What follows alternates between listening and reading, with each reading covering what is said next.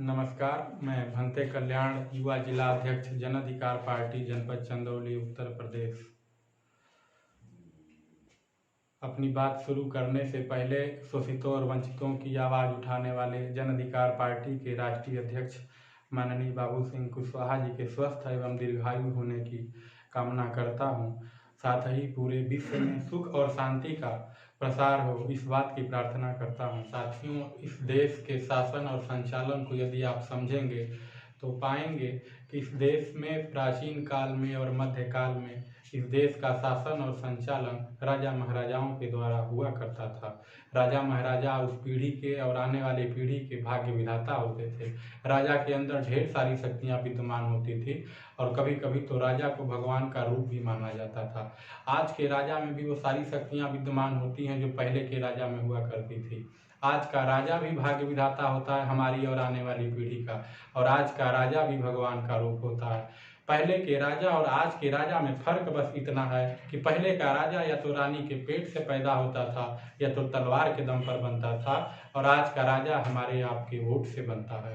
साथियों, यदि हम वोट के महत्व को समझना चाहें तो हम ऐसे देख सकते हैं कि एक बैंक में लाखों करोड़ों रुपए जमा रहते हैं, लेकिन उस बैंक की रखवाली एक रिटायर्ड सेना का जवान या एक साधारण कांस्टेबल सिपाही कर लेता है। लेकिन जिस दिन वोट पड़ता है उस दिन आप देखेंगे कि पोलिंग बूथ पर पूरी चाक चौकसी होती है और सेना के जवान, कई सिपाही और आला अधिकारियों का आना जाना लगा रहता है। इतना ही नहीं, जब वोट पड़ जाता है और एक जगह इकट्ठा होने के लिए जाता है तो वहाँ पर इतनी चाक चौकसी होती है, इतने कड़े बंदोबस्त होते हैं कि परिंदा भी पर नहीं मार सकता है, और किसी व्यक्ति की यदि संदिग्ध हरकत उस क्षेत्र में पाई जाए तो उसे गोली मारने का आदेश होता है।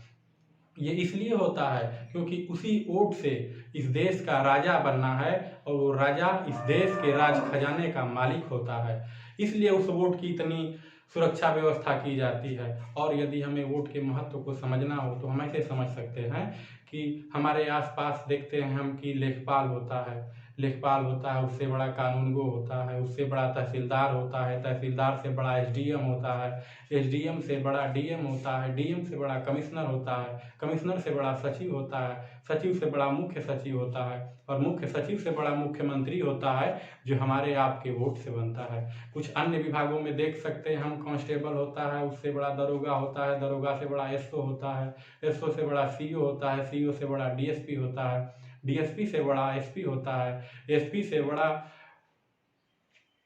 डीआईजी होता है, डीआईजी से बड़ा आईजी होता है, और आईजी से बड़ा डीजीपी होता है, और वो डीजीपी से बड़ा मुख्यमंत्री होता है जो हमारे आपके वोट की बदौलत बनता है। और एक बार जो मुख्यमंत्री जो हमारे आपके वोट से बनता है उसका आदेश हो जाए तो लेखपाल से लेकर के मुख्य सचिव तक और कांस्टेबल से लेकर के डीजीपी तक किसी के अधिकार क्षेत्र में ऐसा नहीं है कि उसके आज्ञा के, मुख्यमंत्री के आज्ञा की अवहेलना कर दे। इतनी ताकत हमारे आपके वोट में होती है। साथियों, अभी मैंने कहा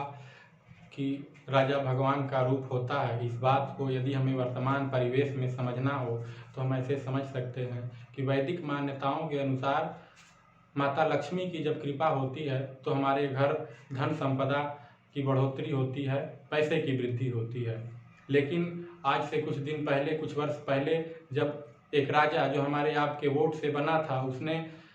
500 और 1000 के नोटों को बंद कर दिया, तो हम यदि माता लक्ष्मी के दरबार में उस नोट को चढ़ाएंगे तो वहाँ का पुजारी भी मना कर देगा कि यह रद्दी कागज का टुकड़ा है, इसकी कोई कीमत नहीं है। यदि हम डायरेक्ट लक्ष्मी माता से ही विनती करें वो भी उसको नहीं चला पाएंगी। या फिर माता लक्ष्मी के नाम पर, उनकी पूजा कराने के नाम पर जो लोग चंदा काटने आते हैं उसको चंदे के रूप में देंगे कि भाई आप चंदा काट रहे हैं माता लक्ष्मी की पूजा के लिए, हो सकता है कहीं न कहीं माता लक्ष्मी आपकी ज़्यादा सुनती हो, उनसे कहिएगा कि हमारा 500 और 1000 का नोट चला दें, तो वो भी इस बात से इनकार कर देंगे और वो नोट हमारा जो माता लक्ष्मी की कृपा से आया था हमारे घर में वो रद्दी कागज का टुकड़ा बन जाएगा। लेकिन फिर वही राजा जिसे हमने आपने वोट दे करके बनाया है, यदि वह वहाँ से बोल दे कि अब वही पुराना 500 और 1000 का नोट चलेगा, तो फिर से वह 500 और 1000 का नोट सभी लोग स्वीकार करने लगेंगे। कहने का आशय ये है कि यदि राजा भगवान से ज़्यादा शक्तिशाली नहीं होता है तो यह तो जरूर है कि भगवान से कम शक्तिशाली भी नहीं होता है।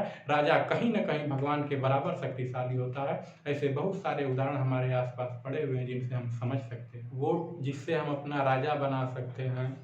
अपना प्रतिनिधि बना सकते हैं। इसका इस्तेमाल करते समय क्या हमने कभी इतनी बातें सोची, इन महत्वपूर्ण बातों पर विचार किया कि हमारे वोट की ताकत कितनी है, कैसे ये हमें अधिकार मिला वोट देने का, इस पर हम विचार किए। अगर नहीं किए तो करना चाहिए, अगर किए तो बहुत अच्छी बात है।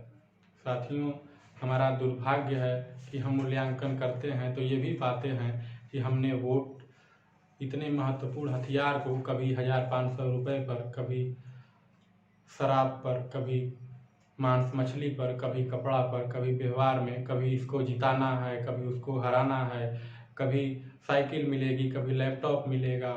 इन तरह की चीज़ों पर हमने वोट दिया है। लेकिन वोट हमें कैसे देना चाहिए, वोट का मतलब क्या होता है, इसको यदि हम समझना चाहें तो वोट अंग्रेजी का एक छोटा सा शब्द है जिसका मतलब होता है मत, और मत का मतलब होता है विचार।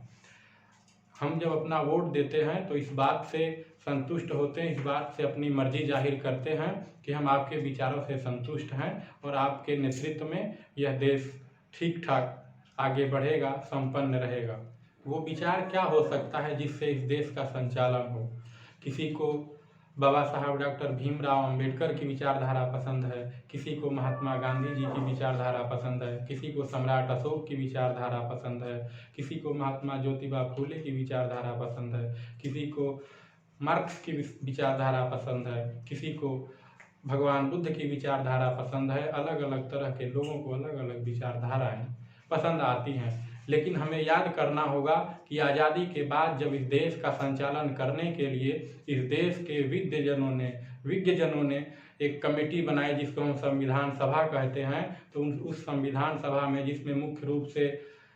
डॉक्टर राजेंद्र प्रसाद जी, बाबा साहब डॉक्टर भीमराव अंबेडकर, BN राव जैसे बहुत विद्वान लोग बैठे हुए थे, तो उसमें इन सभी लोगों के विचारों को पढ़ा गया। उसमें सम्राट अशोक को भी पढ़ा गया, महात्मा ज्योतिबा फूले को भी पढ़ा गया, भगवान बुद्ध को भी पढ़ा गया, मार्क्स को भी पढ़ा गया, हिटलर को भी पढ़ा गया। मतलब दुनिया में जितने भी लोग अपना प्रभाव छोड़ते हैं ऐतिहासिक स्तर पर, उन सभी लोगों के विचारों को पढ़ा गया। कई अन्य देशों के संविधान को पढ़ा गया, अध्ययन किया गया। और वर्तमान समय में हमारे देश में जो लोग विद्वान थे, जिनकी विचारधाराएं लोगों तक पहुंचती थी, जिन विचारधाराओं को लोग फॉलो करते थे, उनकी भी विचारधाराओं पर अध्ययन किया गया और एक निष्कर्ष निकाल करके संविधान बनाया गया कि इस संविधान में वो सारी अच्छी चीज़ें निहित हैं जिससे यह देश चलेगा। और उस समय उस संविधान सभा के सभी विद्वान जन उस संविधान से संतुष्ट थे। यदि हमें संविधान को जानना समझना है तो हम उसकी प्रस्तावना से ही समझ सकते हैं कि उसकी मंशा कैसी है, जिसमें पहले पन्ने पर प्रस्तावना के रूप में यह अंकित है कि हम भारत के लोग भारत को एक संपूर्ण प्रभुत्व संपन्न समाजवादी पंथ निरपेक्ष लोकतंत्रात्मक गणराज्य बनाने के लिए तथा उसके समस्त नागरिकों को सामाजिक, आर्थिक, राजनैतिक न्याय, विचार, अभिव्यक्ति, विश्वास, धर्म और उपासना की स्वतंत्रता, समता, प्रतिष्ठा और अवसर की समता प्राप्त कराने के लिए उन सब में व्यक्ति की गरिमा और राष्ट्र की एकता और अखंडता सुनिश्चित कराने वाली बंधुता को बढ़ावा देने के लिए दृढ़ संकल्पित होकर एतद द्वारा इस संविधान सभा में इस संविधान को अंगीकृत, अधिनियमित और आत्मार्पित करते हैं। तो ये देश संविधान की विचारधारा से चलना चाहिए, क्योंकि संविधान में सभी चीज़ें निहित हैं। साथियों, अगर आप भी संविधान की इस पवित्र भावना के साथ इस देश को संचालित होते हुए देखना चाहते हैं तो आइए हम सब मिलकर जन अधिकार पार्टी के साथ इस मुहिम को आगे बढ़ाएं, क्योंकि जन अधिकार पार्टी इस देश में संविधानवाद के अलावा कोई वाद नहीं लाना चाहती है। बहुत बहुत धन्यवाद।